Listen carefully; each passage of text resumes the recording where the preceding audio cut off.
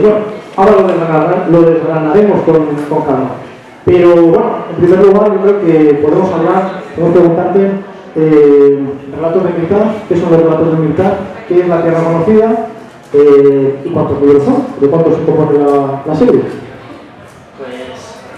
Pues Mirtaz es la tierra que inventé para inventar esta saga. En un inicio no lo pensé como una saga, pero se convirtió en ello. Me lo preguntan mucho. Y es un mundo que yo intenté hacer a la semejanza del nuestro, porque desde un inicio creé este mundo para escribir unas novelas y crear una crítica social actual del momento. Entonces yo busqué puntos que me interesaban de este mundo reflejar y lo convertí en un mundo ficticio para simplemente alejarlo del punto de vista que es lo que se hace aquí en la ciencia ficción. Ponernos en otro escenario y contarnos lo mismo que ya sabemos, pero en otro escenario. Hemos dicho que tenemos los dos primeros libros. ¿Cuántos serán más o menos? Van a ser 4 libros y bueno, lo voy a comentar, pero bueno, en principio el primero queda un poco como precuela casi, un poco aparte, y los siguientes son la misma historia.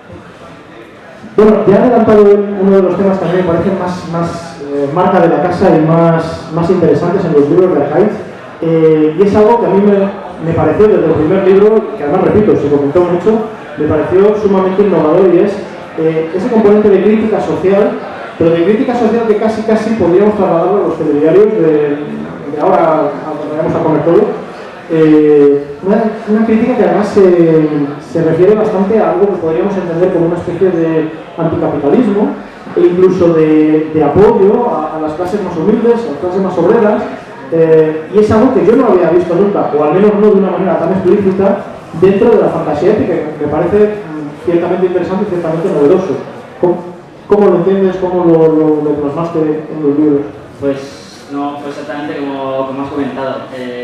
Mi interés era ese. Mi interés era por un lado la fantasía épica, que me encantaba, pero no quería escribir una fantasía épica, digamos, como lo que estaba acostumbrado a leer, en cuestión de argumento, pero sí en cuestión de ambientación, de aventura, de magia, algo similar, coger toda esa parte y dar una argumentación, pues, como realmente actual, de este tema de las clases más humildes. Y bueno, mi idea principalmente era coger las tierras y los recursos del mundo, cómo están repartidos, quién los tiene, quién los gestiona, quién recibe las consecuencias de que lo manejen todos unos pocos, y plasmarlo en una novela de fantasía, de ambientación, una fantasía épica antigua, pero de argumento totalmente actual. Que es algo que igual estamos mucho más acostumbrados en la ciencia ficción, que muchas veces trata temas de crítica o de especulación, pero quizá en la fantasía o la fantasía épica, hasta donde nosotros entendemos, no se había tocado tanto, ¿no? Otro tema que desde las primeras páginas del primer libro se toca, y se toca en profundidad además, y es casi un elemento nuclear de la trama, quizá más del primer libro, es la ecología. De hecho, parte del conflicto del que inicia, digamos, la andadura de ese primer libro, de las tierras en juego, parte por un problema directamente vinculado a la ecología o a la contaminación, directamente. ¿Nos puedes hablar un poco de esto?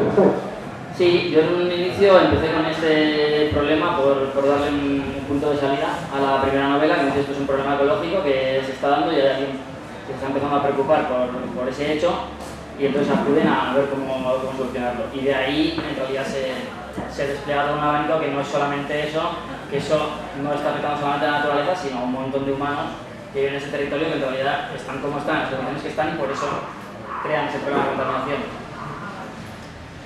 Hay un personaje principal en el libro, sobre todo en el primer libro, Las Tierras en Juego, aunque quizá en El Pueblo Perdido, en Un Pueblo Perdido,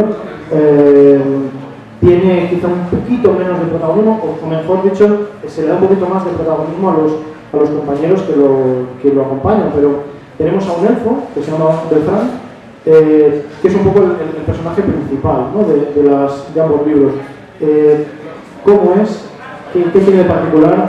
¿Y cómo entiendes tú la raza de los elfos? Que es un elemento importante no solo como adorno, sino como elemento que al final veremos que trasciende lo que está sucediendo en los argumentos de estos libros. Pues sí, como has dicho, en el primer libro es totalmente el protagonista, ¿no?, casi como sería un superhéroe de una novela de superhéroes. es el personaje principal y tiene la característica de que viene de una raza que es la raza elfa, que bueno, es un poquito diferente de lo que mis fuentes que fueron principalmente Tolkien para poner elfos, porque sí, elfos quiero poner porque me encanta Tolkien, entonces elfos los meto de alguna manera. Pero sí, representan otra cosa, representan de algún modo una parte más concienciada tal vez de la sociedad, se han excluido, se han autoexcluido, se han automarginado para intentar vivir de otra manera en la sociedad y de hecho generalmente ni siquiera tienen ningún tipo de trato con los humanos por este nivel, ¿no?, que tienen de diferentes entre ellos. Y el protagonista, pues, bueno, en el momento de inicial de la novela, pues él sí tiene esta preocupación de decir, no, yo me voy a meter en el mundo de los humanos porque están pasando esto y yo quiero meterme ahí. Y bueno, tiene que conversar un poco con su raza porque eso en teoría no es prohibido, pero es casi como un tema tabú, ¿no? Los humanos están ahí, nosotros estamos aquí. Y se da esa relación entre él y ellos. Y bueno, a lo largo de la saga sí que va a haber un mayor conocimiento. Él empieza a comprender a la raza humana, por qué actúan así, y tiene sus altibajos a lo largo de la saga, pero bueno, sí que hace esa comprensión y conocimiento de los humanos. Todo esto viene en parte por unos hechos pasados, en la historia que nos cuenta Kai, unos eventos bastante catastróficos que hubo en el pasado, que no solo se cuentan como un tema mitológico, como un tema que la gente recuerda o en el que casi cree, sino que al final tiene algunas incidencias directas en la trama que se está contando, como por ejemplo el hecho de que los elfos vivan recluidos o la concepción que tiene la gente de esos elfos, ¿no?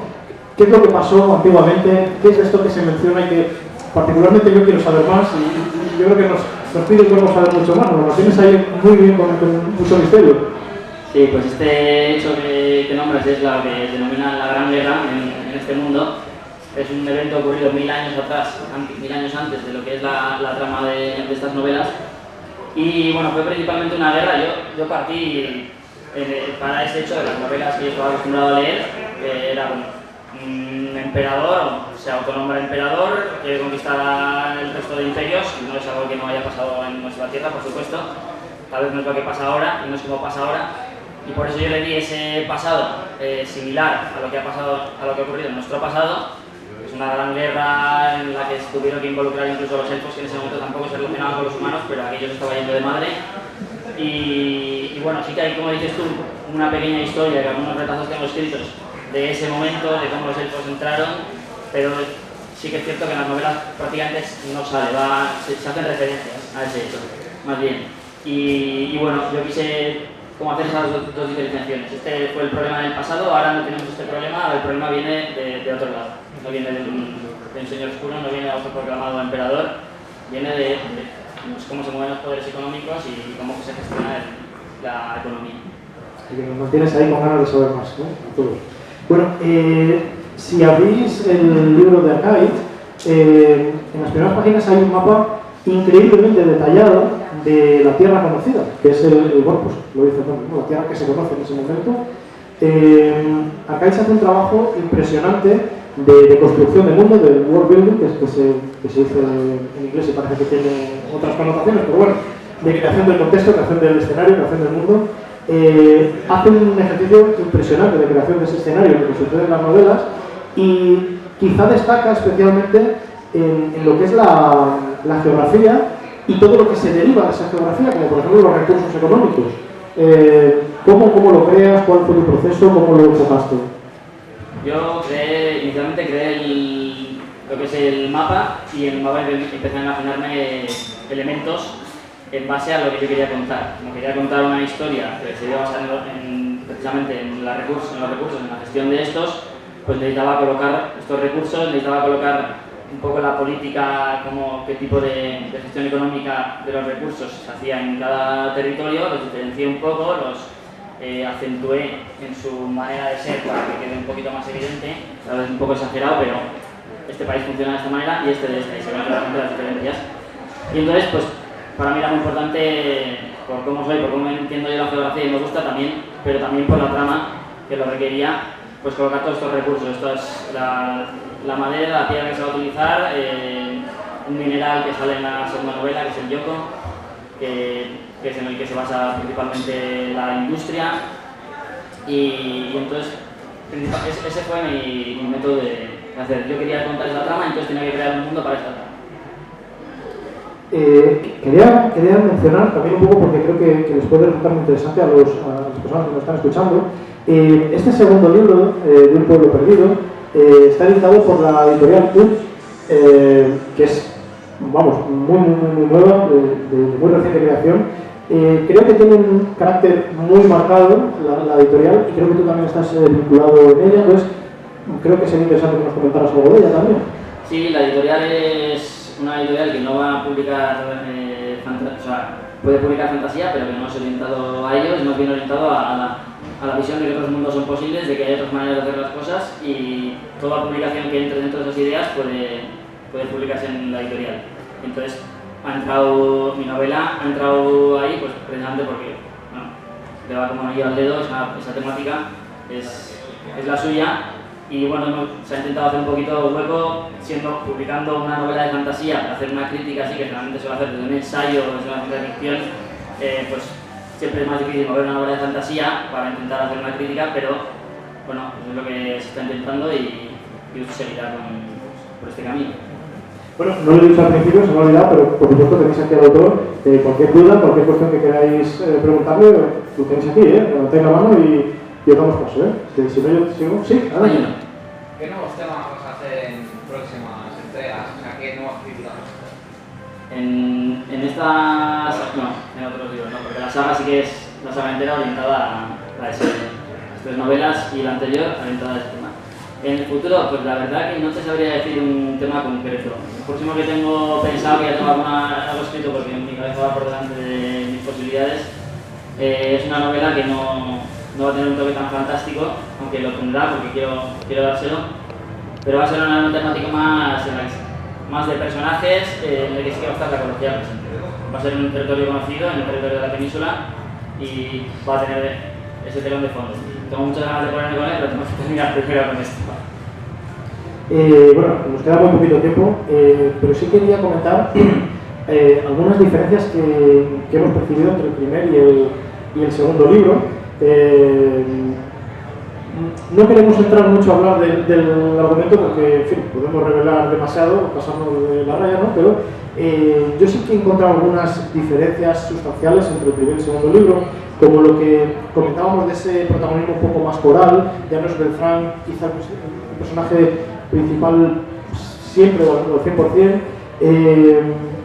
Aparecen en ocasiones distintos puntos de vista también, no solo está centrada la cámara en el elfo.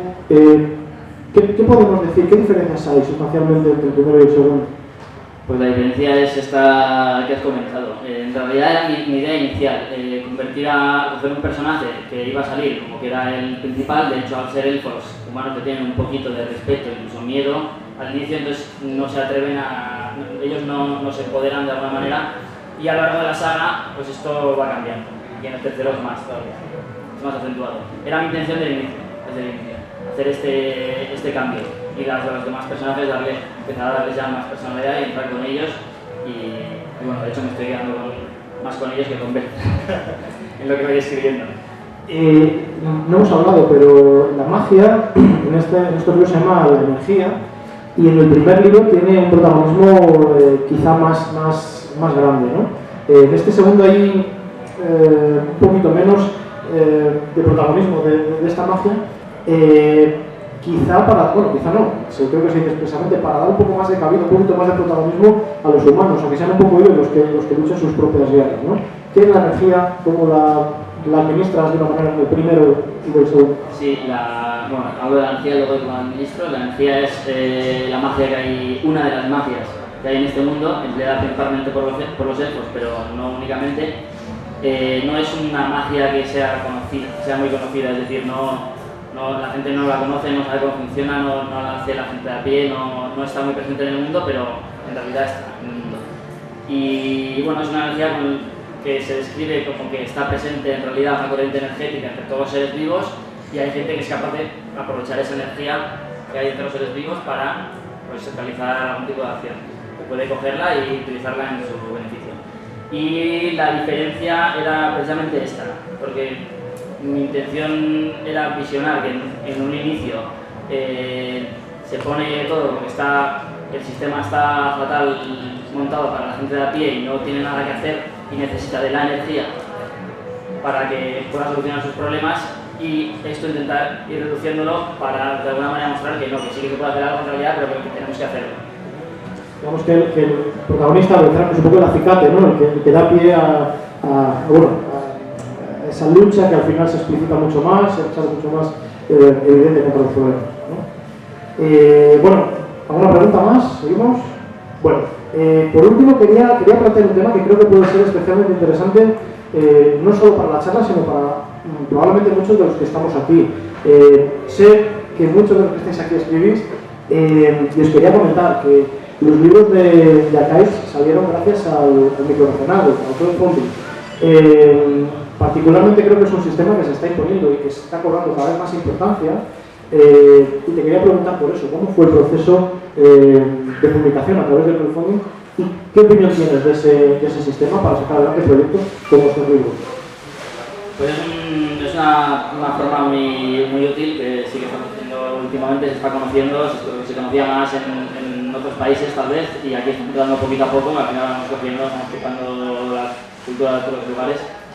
Y la verdad es que es un sistema muy interesante, más de uno que hay en esta sala lo ha utilizado. Y para hacer una publicación, y bueno, en el caso de la literatura generalmente es básicamente que la gente compre el libro, apueste por el libro antes de la publicación. Incluso se ofrece muchas veces un precio un poquito menor, lo vas a apoyar 2 o 3 meses antes de que se publique y luego te llega el libro a casa. Y es un método muy interesante. La primera novela la utilicé por mi cuenta, conseguí moverlo y sacarlo adelante. La segunda ha sido la editorial en la que yo también estoy metido, pero por parte de la editorial ha sido la que lo ha llevado adelante, y bueno, ha tenido una visibilidad mayor al ser por parte de una editorial nueva que está haciendo, además en Navarra, además con estas ideas, y bueno, ha sido una experiencia muy buena. Bueno, ¿alguien quiere comentar alguna cosa más? ¿Sí? ¿Tenemos primera pregunta? Con respecto al crowdfunding, ¿te parece justo el porcentaje que cobra el CAMI por el trabajo que ellos hacen? O sea, ¿te parece justo que ellos cobren ese porcentaje por el trabajo real, o que debería ser menos, o que debería ser más? No me lo he planteado demasiado. Esta Berkami ofrece ese servicio por un 5%, y bueno, si quieres... ¿Justo? ¿Te cobran un 5%? A mí me parece que sí, relativamente sí me parece justo. No me parece un porcentaje muy elevado, y sí que te hacen un apoyo, sobre todo si tú no tienes los medios. Es decir, si tú te mueves mucho en internet, sabes hacértelo por tu cuenta, podrías hacer una campaña de crowdfunding por tu cuenta, pero este te da la opción, mira, tú no tienes que preocuparte por todo esto, lo damos nosotros y el 5% nos lo quedamos, como se hace, y a mí me parece justo. Sí, pero tú imagínate que hubiese recaudado 100.000 euros. Sí. ¿Te parecería justo que Sería... el mismo trabajo que por lo que recaudaste ahora hubiese cobrado el 5%? Es una buena pregunta, porque en ese caso, claro, evidentemente Berkami no lo mueve prácticamente, el que lo mueves eres tú. Si vas a sacar 100.000 euros, pues igual te planteas hacerlo por tu cuenta en vez de recurrir a Berkami, que se quede un 5%. Sí, en ese caso me lo plantearía, pero en unas tiradas de este nivel que vas a unos 2.000 euros, están quedando al final. Yo creo que el trabajo que hacen, las horas que invierten y los emails y el apoyo que te dan, más o menos está bien. Evidentemente, si vas a los 100.000 euros, igual te lo haces por tu cuenta. Muy bien, ¿alguna pregunta más? ¿Quieres comentar algún tema? ¿No? Bueno, Arcaiz va a estar por aquí. Sí, yo únicamente terminar, bueno, quiero agradecer a la organización del Celsius la posibilidad de estar aquí, que para mí ha sido un lujazo. Y nada, lo he dicho, que si estáis interesados, ya os he comentado que se puede empezar desde el segundo, se puede empezar desde el primero, y que estén aquí. Y que va a estar por aquí para firmar los libros, así que aprovecharlo. Gracias a vosotros. Un aplauso para Arcaiz, muchas gracias.